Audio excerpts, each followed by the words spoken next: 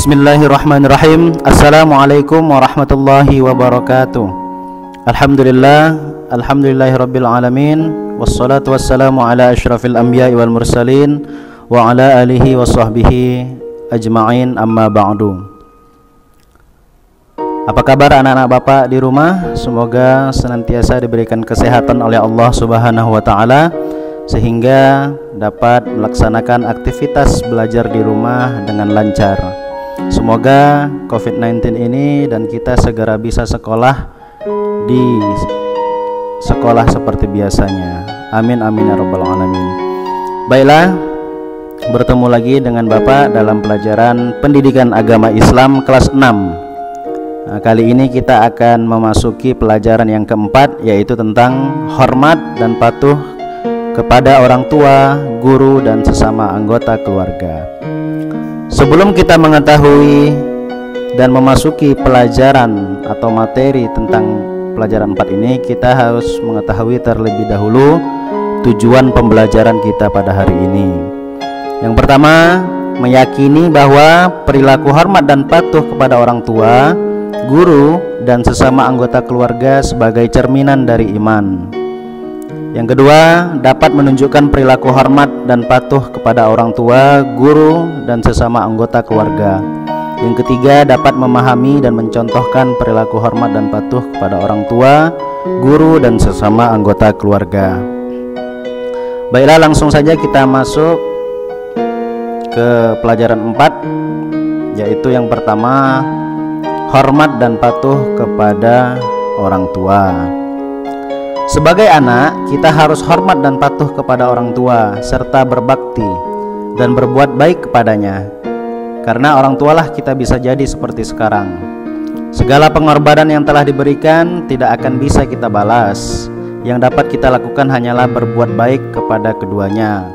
Apa itu berbuat baik kepada keduanya? Namanya birrul walidain, serta menjadi anak yang soleh yang selalu mendoakannya. Kemudian apa saja perilaku yang mencerminkan hormat dan patuh kepada kedua orang tua?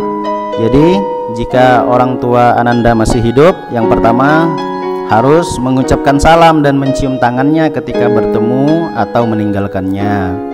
Yang kedua, mendengar segala ucapannya, tidak boleh membantah. Yang ketiga, tidak memotong pembicaraannya ketika dia berbicara kepada kita. Yang terakhir, membantu pekerjaan rumah, membantu meringankan pekerjaan yang dikerjakan oleh orang tua. Jadi, orang tua kita ini adalah orang yang telah mendidik kita, mengajari kita dari kecil sampai hingga kita bisa seperti sekarang ini. Jadi, bahkan Rasulullah SAW mengatakan bahwa orang yang durhaka kepada orang tua itu adalah orang yang ketika setelah sholat dia tidak mendoakannya. Jadi orang yang tidak mendoakan orang tua setelah sholat itu juga termasuk anak yang durhaka. Jadi kalau kita setelah sholat harus kita mendoakan orang tua. Apa doanya? Rabbighfirli wali walidayya warhamhuma kama rabbayani shaghira. Itu doa yang wajib dan harus kita lakukan, kita lantunkan setiap kita sehabis sholat 5 waktu. Yang kedua, yaitu jika dia sudah meninggal dunia. Ya, jika dia sudah meninggal dunia, yang pertama kita harus melaksanakan pesannya atau wasiatnya. Yang kedua, mendoakan keduanya dan minta ampun kepada Allah atas dosanya. Yang ketiga, menepati janji kedua orang tua. Yang keempat, menjadi anak soleh, rajin beribadah kepada Allah. Jadi ketika orang tua meninggal dunia, maka amalnya semuanya terputus, ya, tidak akan diterima lagi amalnya kecuali 3 perkara, ya. 3 perkara itu apa saja? Yang pertama, ya, ilmu yang bermanfaat. Jadi jika orang tua kalian meninggal kemudian dia menyebarkan ilmu kepada kita, maka pahalanya akan terus mengalir. Yang kedua adalah amal jariah atau sedekah jariah. Jadi ketika orang tua kita ketika hidup dan kemudian sering bersedekah, sering berinfak, maka misalnya berinfak ke masjid atau bersedekah ke masjid, maka selama masjid itu masih dipakai untuk orang sholat, maka pahalanya mengalir ke orang tua kita yang sudah meninggal. Yang ketiga ini adalah yang harus kalian lakukan, yaitu doa anak yang soleh. Jadi doa anak yang soleh ini sangat manjur ya. Ketika kalian menjadi anak yang soleh, kemudian orang tua kalian sudah meninggal, maka doa kalian itu terus mengalir kepadanya pahalanya. Jadi jadilah anak yang soleh. Jadi ketika orang tua meninggal dunia, kita dapat mendoakannya ya, semoga mereka di akhirat nanti mendapat tempat yang terbaik di sisi Allah Subhanahu wa taala. Kemudian bagian B, hormat dan patuh kepada orang tua, kepada guru. Selain orang tua, kita juga harus hormat dan patuh kepada guru. Guru adalah orang tua kita di sekolah. Guru adalah penuntun kita untuk menggapai ilmu. Beliaulah yang mengajari kita dari hal yang tidak kita ketahui menjadi tahu, belajar membaca, menulis, dan lain-lain. Bagaimana perilaku yang mencerminkan hormat dan patuh kepada guru? Yang pertama, mengucapkan salam dan mencium tangan guru ketika bertemu, kemudian berkata sopan santun, mematuhi apa yang telah diajarkan, selalu minta izin kepada guru ketika di kelas, meminta izin. Kemudian yang kelima, mendoakan guru agar selalu diberi kebaikan oleh Allah Subhanahu wa taala. Kemudian yang bagian C, hormat dan patuh kepada anggota keluarga. Ada di antara anggota keluarga kita yang harus kita hormati. Banyak sekali ya, ada kakek, nenek, paman, bibi, kakak laki-laki atau perempuan, dan siapa saja yang lebih tua dari kita harus kita hormati. Untuk anggota keluarga yang lebih muda usianya, kita misalnya adik ya, kita punya kewajiban untuk menyayanginya. Kalau yang tua kita hormati. Rasulullah SAW bersabda, tidak termasuk golongan kami orang yang tidak menghormati yang lebih tua dan tidak menyayangi yang lebih muda. Hadis riwayat Bukhari, Abu Daud, dan Tabrani. Baik anak-anak, setelah menonton video ini, anak-anak buka buku paketnya, kemudian anak-anak buka halaman 47 dan isi perilaku sehari-hari di bagian B dalam menerapkan perilaku hormat dan patuh kepada orang tua, guru, dan sesama anggota keluarga. Setelah itu kita mengerjakan latihannya bersama-sama ya. Ya, untuk kali ini latihannya berbeda daripada latihan yang kemarin. Kita mengerjakannya bersama-sama. Yang pertama, titik-titik adalah menghargai seseorang karena tuanya, ilmunya, dan keimanan atau keyakinannya. Jawabnya adalah hormat. Hormat adalah menghargai seseorang karena tuanya ya. Yang kedua, anak yang berbakti kepada orang tuanya pasti hidupnya B, bahagia. Yang ketiga, titik-titik adalah contoh anak yang durhaka kepada orang tuanya, yaitu Kan'an ya. Kan'an ini anak Nabi Nuh, dia tidak mau mengikuti Nabi Nuh.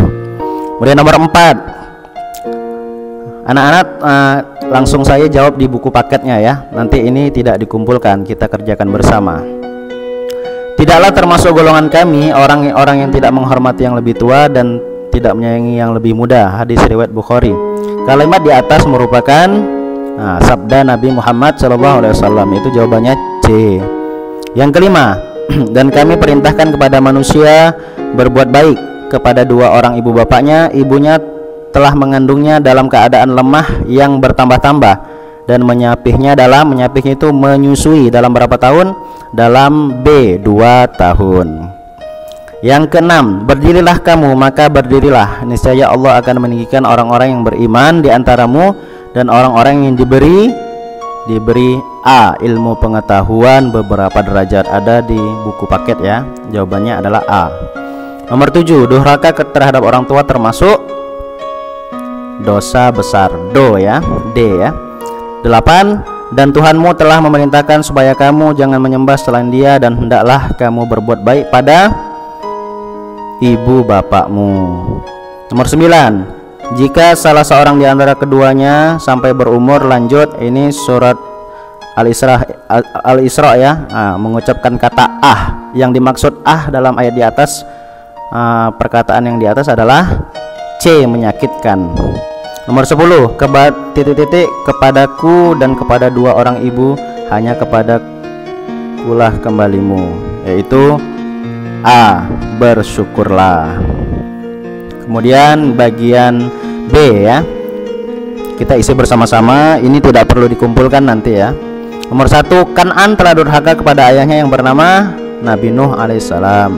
Yang kedua, titik-titik telah durhaka kepada ibunya, Malin Kundang. Nomor 3, anak yang hormat dan patuh kepada orang tuanya pasti bahagia. Anak yang titik-titik kepada orang tuanya tempatnya di neraka, anak yang durhaka. Nomor 5, titik-titik mengandung kita dengan susah payah, ibu. Nomor bagian C, nomor 1, hukum berbakti kepada orang tua adalah wajib.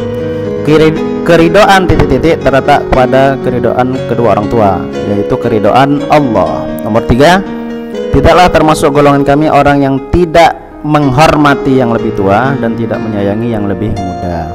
Nomor 4, kemarahan Allah terletak pada kemarahan orang tua. Kemarahan Allah terletak pada kemarahan kedua orang tua. Nomor 5, berbahagialah anak yang hormat kepada orang tuanya, insya Allah kelak ia akan dimasukkan ke surga yang penuh dengan kenikmatan. Yang bagian D, anak soleh pasti hormat dan patuh kepada orang tuanya, betul. Seorang adik harus hormat kepada kakaknya, betul atau benar. Seseorang kakak harus sayang kepada adiknya, betul. Kedurhakaan anak kepada orang tuanya akan membawa bahagia, salah. Nomor 5, Allah akan mengangkat derajat orang beriman dan berilmu, betul. Yang bagian E, apa yang dimaksud birrul walidain? Apa tadi? Berbuat baik kepada kedua orang tua. Mengapa seorang anak harus menghormati dan patuh kepada orang tua? Karena orang tualah yang mendidik, yang mengajarkan kita dari kecil sampai dewasa. Nomor 3, tuliskan ayat Al-Quran atau hadis Rasulullah yang mewajibkan berbuat baik kepada orang tua. Nanti boleh anak-anak cari di buku paketnya ya, langsung ditulis di buku paket saja. Nomor 4, jelaskan hikmah perilaku hormat dan patuh kepada kedua orang tua dan guru. Kalau kepada orang tua kita disayangi ya, disayangi Allah. Kepada guru kita disenangi, dipercaya oleh guru dan lain-lain. Nomor 5, tuliskan contoh nyata perilaku hormat dan patuh kepada orang tua, guru dan sesama anggota keluarga ya. Kalau orang tua bagaimana perilaku hormatnya dalam kehidupan sehari-hari, anak-anak sudah pasti tahu. Kemudian ini nanti diisi ya. Ini yang akan dikumpulkan ke sekolah ya. Nanti anak-anak tulis di buku tulis, latihan inilah yang akan dikumpulkan ke sekolah. Jadi anak-anak tulis soalnya dan tulis juga jawabannya, hanya 5 soal saja. Nomor 1, hukum berbakti kepada orang tua adalah. Nomor 2, Nabi Nuh memiliki anak yang durhaka bernama. Nomor 3, durhaka kepada orang tua termasuk dosa. Nomor 4, birrul walidain adalah hormat dan patuh kepada. Nomor 5, tidak termasuk golongan kami orang yang tidak menghormati yang lebih tua dan tidak menyayangi yang lebih titik-titik. Anak-anak tulis soal dan jawabannya di buku tulis, kemudian akan dikumpulkan ke sekolah seperti kesepakatan bersama wali kelas, biasanya 2 minggu sekali ya. Jadi yang dikumpulkan nanti hanya latihan ini saja ya. Sekali lagi, hanya latihan yang ini saja yang akan dikumpul ke sekolah, bukan yang latihan yang di buku paket. Yang latihan di buku paket tetap dikerjakan tetapi tidak dikumpulkan untuk belajar anak-anak ya. Terima kasih pada pertemuan kali ini, semoga bermanfaat bagi kita semua. Wassalamualaikum warahmatullahi wabarakatuh.